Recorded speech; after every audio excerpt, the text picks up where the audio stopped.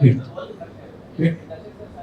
ಹಾಂ ಹೇಳಿ ಇದು ಕೂತ ಹಾಂ ಸರ್ ದರ್ಶನ್ ಸರ್ ನಾನು ಐರಾವತ ಪಿಕ್ಚರ್ ಹಿಡಿಬೇಕಾದ್ರೆ ದರ್ಶನ್ ಸರ್ ಇಲ್ಲೇ ಮಂಚಿನ ಶೂಟಿಂಗ್ ನಡೀತಿತ್ತು ಒಂದ್ಸಲ ಹೋದೆ ನಾನು ಆವಾಗಲೇ ನನ್ನ ಆಗ 2015 ಅವಾಗ ಒಂದು 5 ಕೋಟಿವರೆಗೂ ನಿಂತು ಸಲ ಬಟ್ ನನಗೆ ಆ ಟೈಮಲ್ಲಿ ಅರ್ಜೆಂಟ್ ಗುತ್ತಿಗೆ ಬಂದರು ಕಮಿಟ್ಮೆಂಟ್ 1 ಕೋಟಿವರೆಗೂ ಇತ್ತು. ನಾನು ಅನಿವಾರ್ಯವಾಗಿ ಆ 1 ಕೋಟಿ ಅಷ್ಟೇ ನಾನು ದರ್ಶನ್ ಸರ್ ಹತ್ರ ಹೋಗಿ ಫುಲ್ 5 ಕೋಟಿ ಅಂತ ಹೇಳಿಲ್ಲ. ನಾನು ಸರ್ 1 ಕೋಟಿ ಸರ್ 5 ಕೋಟಿ ಇದೆ ಇಮಿಡಿಯೇಟ್ ಕೊಟ್ಟರು ಸರ್, ಇಮಿಡಿಯೇಟ್ ಕೊಟ್ಟರು. ದರ್ಶನ್ ಸರ್ ಹೆಲ್ಪ್ ಮಾಡಿದ್ದಾರೆ. ಆದರೆ ಮತ್ತೆ ನಾನು ಮತ್ತೆ ಹೇಳಿದೆ, ನಾನು ಬಿಸ್ನೆಸ್ ಮಾಡೋಕ್ಕಂತ ಹೋದೆ, ನಾನು ಹೇಳಿದೆ ನನ್ನ ಸ್ವಯಂಕೃತ ಅಪರಾಧಗಳು. ನಾನೇನು ಒಳ್ಳೆ ಸಾಚಾರ ಸರ್, ನಾನೇನೋ ದುಡಿಬೇಕು ಮಾಡಬೇಕು ಅಂತ ಹೋದೆ, ತಪ್ಪು ಮಾಡಿದ್ದೀನಿ.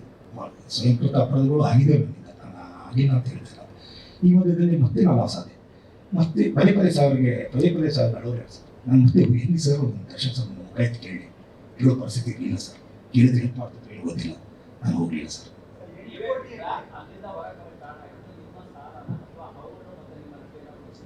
ಇವತ್ತು ಯಾವ ದೇವ್ರ ಮುಟ್ಟಿ ಹೇಳಿ ಅಂತ ಹೇಳ್ತೀನಿ ಸರ್. ನನ್ನ ದರ್ಶನ್ ಸರ್ಗೆ ನಾನು ಹೊರಗೆ ಹೋಗೋ ವಿಷಯನೇ ಗೊತ್ತಿಲ್ಲ, ಹೊರಗಡೆ ಹೋಗೋ ವಿಷಯನೇ ಗೊತ್ತಿಲ್ಲ ಸರ್. ನಾನೇ ಹೋಗಿದ್ದು ಅಷ್ಟೇ. ಸಾಯ್ಬೇಕಂತ ಹೋಗೋಣ ಅಂತ ಹೇಳಿದ್ನಲ್ಲ ಸರ್, ನನಗೆ ಎಲ್ಲಿದ್ದೀನಿ ಅಂತ ಗೊತ್ತಿಲ್ಲ. ಅವ್ರಿಗೆ ಎಲ್ಲ ಇವತ್ತಿನವರು ಸರ್ ನನ್ನ ಬಗ್ಗೆ ಏನೇನೋ ಅಪವಾದಗಳು ಬಂದಿದ್ದಾರೆ. ನನಗೆ ಯಾವುದಕ್ಕೂ ಏನಿಲ್ಲ. ನಾನು ಏನು ಹೇಳ್ಬೇಕಂತ ಹೇಳಿ ತೂಗುದೀಪ ಪ್ರೊಡಕ್ಷನ್ ಆಗಲಿ, ತೂಗುದೀಪ ಡಿಸ್ಟ್ರಿಬ್ಯೂಷನ್ ನನ್ನ ಮಾತೃ ಸಂಸ್ಥೆ ಇದ್ದಂಗೆ ಸರ್. ನಾನು ಚೆನ್ನಾಗಿ ನೋಡ್ಕೊಂಡಿದ್ದಾರೆ. ಅಲ್ಲಿಂದ ನಾವು ಹೊಂದಿದ್ದೀನಿ. ಇಲ್ಲಿಂದ ಸ್ವಲ್ಪ ನಾನು ಜನರ ಪರಿಚಯ ಆಗಿದ್ದೀನಿ, ಹೆಸರು ತೊಗೊಂಡಿದ್ದೀನಿ.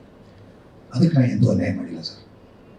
ಯಾವುದೋ ಒಂದು ಡಿಸ್ಟ್ರಿಬ್ಯೂಷನ್ ಹೇಳಿ ನನಗೆ ಹಿಂಗಾಗಿದೆ ಅಂತ ನನ್ನ ಮೇಲೆ ಅಪವಾದ ಬಂತು, ನಾನು ಮಾಡಿರಲಿಲ್ಲ ಸರ್. ಅದು ಯಾವುದೋ ಒಂದು ಬೇರೆ ಟೆಕ್ನಿಕಲ್ ಮಿಸ್ಟೇಕ್ ಆಗಿತ್ತು, ಅದು ನನ್ನ ಮೇಲೆ ಅಪವಾದ ಬಂತು. ನಾವು ₹1 ಯಾರು ತಗೊಳ್ಳೋದಿಲ್ಲ sir, including Darshan sir. Darshan sir ನನಗೆ ಕಷ್ಟ ಅಂತ ಕೊಟ್ಟರು ತೊಗೊಂಡ್ಬಿಟ್ರೆ ಬೇರೆ ಯಾವ ದುಡ್ಡು